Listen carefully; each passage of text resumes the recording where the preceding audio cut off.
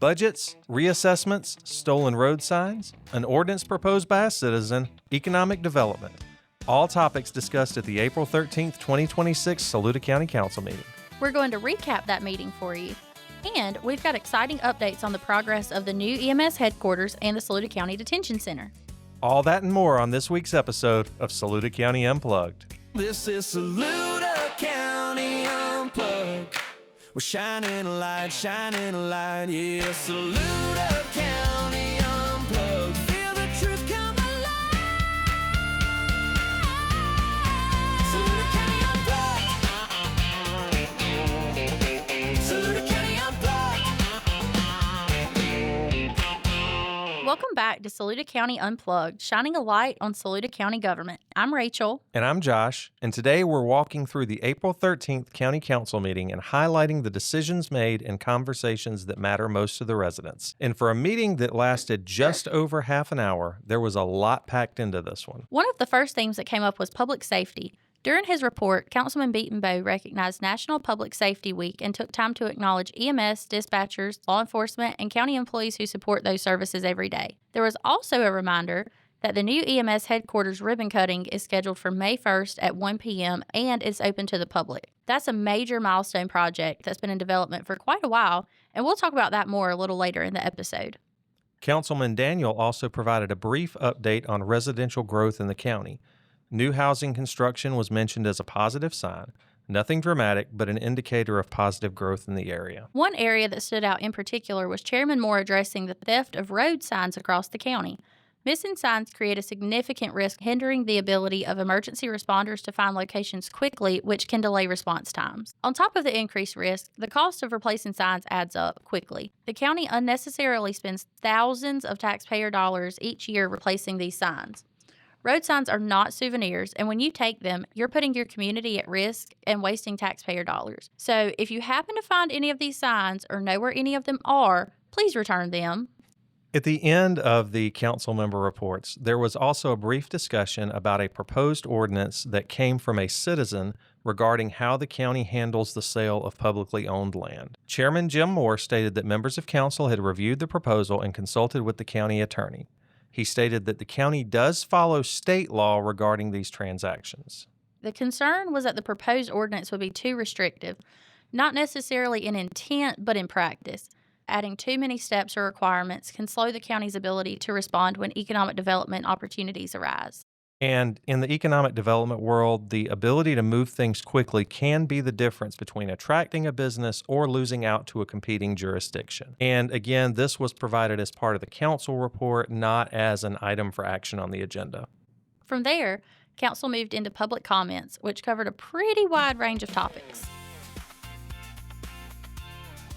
There were several speakers during the public comment period.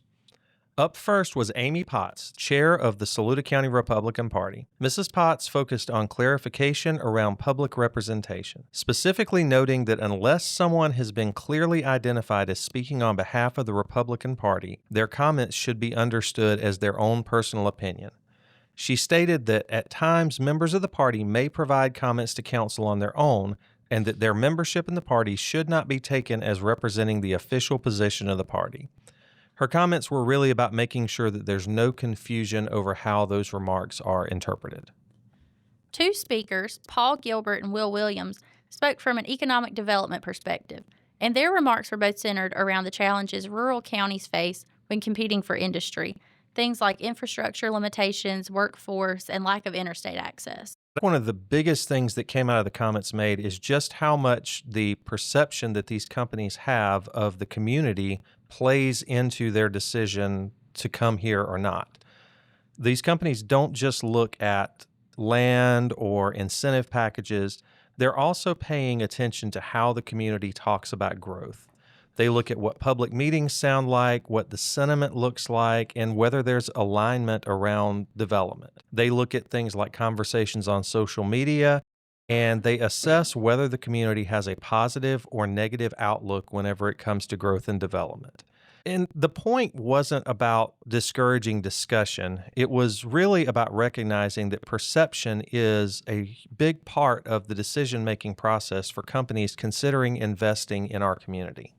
Another speaker, Reverend Wanda Jackson, who has spoken at other recent meetings, came back to discuss a nonprofit called House Provisions. It's a resource and development organization focused on addressing homelessness and supporting low-income residents.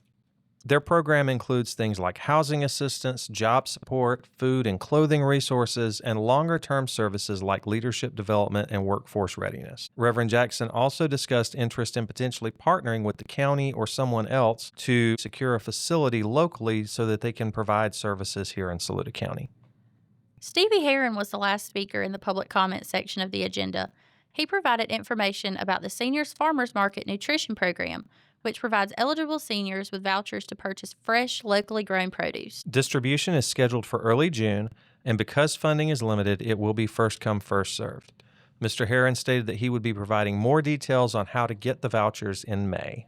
After public comments, Council held the public hearing and second reading on Ordinance 2-20 authorizing a one-year postponement of the county's 5-year reassessment due to a staffing shortage in the tax assessor's office. After that, Council moved on to old business, which started with a topic that everyone is always interested in, and that's the county's budget. So at Monday night's council meeting, both the school district budget and the county budget were presented for first reading.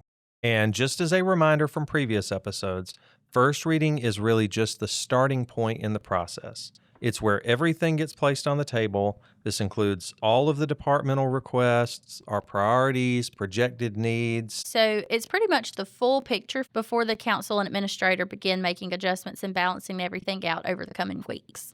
The budget proposed by Saluda School District 1 came in at $30,617,053, and about $6.87 million of that is proposed to be funded through ad valorem property taxes.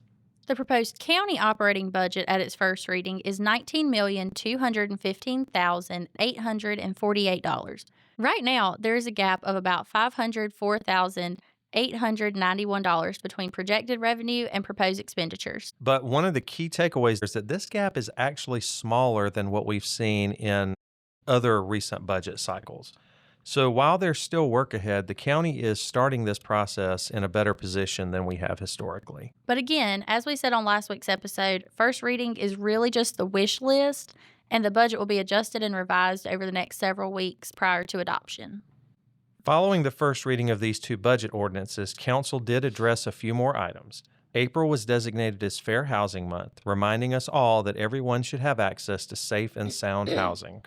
Council also approved the purchase of a 10-ton HVAC unit to replace the broken 20-year-old unit at the County Administration Building and approved the issuance of a request for qualifications for engineering and planning services at the Saluda County Airport. Finally, Council appointed a member to the First Steps Board and 2 county employees to the County Grievance Committee before adjourning the meeting. There was no executive session this month. And that's your recap of the April 13th County Council meeting. But don't go anywhere, because coming up next, we sit down with Assistant County Administrator Heather Griffin for an update on 2 building projects in the county that are nearing completion.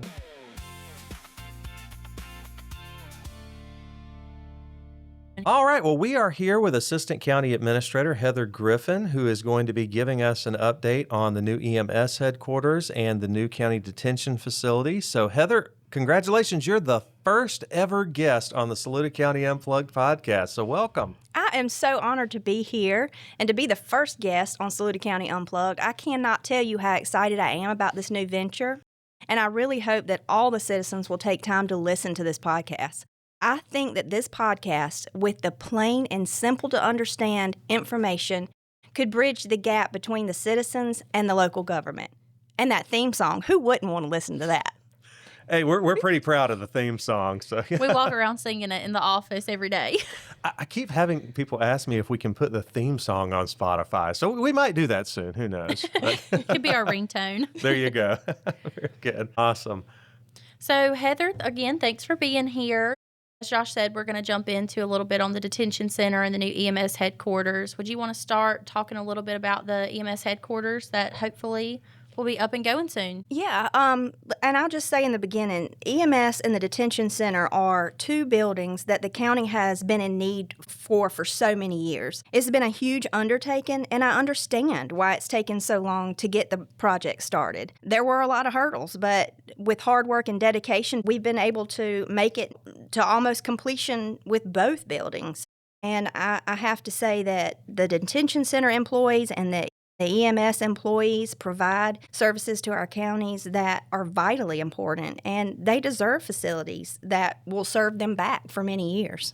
Yeah, absolutely. And so I guess looking at the EMS headquarters, what's the status of that project?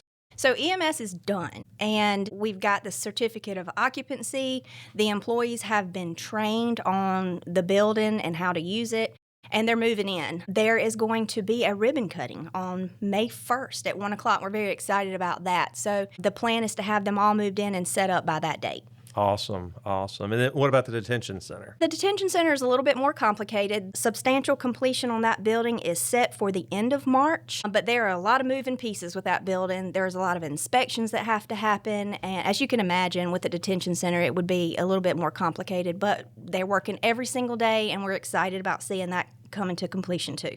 Yeah, absolutely. And for those of you listening that maybe don't know where our office is located, we're actually right behind the new EMS headquarters and across the street from the detention center. So we have actually watched these buildings from the moment that they started clearing the land through grading and bringing in dirt and building the facilities themselves. So we are excited to see those buildings finished up, and they're two facilities that our county can be very proud of. Yes, absolutely. In fact, when I leave here in just a few minutes, I plan to stop by because I just want to see it again. And Heather, I have a quick question. That ribbon cutting that you mentioned, is that open to the public on May the 1st? Yes, absolutely. We'd love for the public to come and see what we have. Yeah, fantastic. Awesome. Well, Heather, thank you so much for joining us today. Thank you. Well, that's a wrap on this week's episode of Saluda County Unplugged. As always, our goal is to take what happens in county government and make it easy to understand and relevant to everyday life here in Saluda County. And just a reminder, the EMS headquarters ribbon cutting is May the 1st at 1 p.m. and it's open to the public. Thanks for tuning in, and we'll see you next week. Have questions or an idea for an upcoming episode? Email us at publicinfo@saludacounty.sc.gov. And remember, only you can prevent forest fires. We'll see you next week. From the courthouse steps to the country roads, we're talking about the plans that shape our home. This is Saluda County Unplugged. We're shining a light, yeah, Saluda County.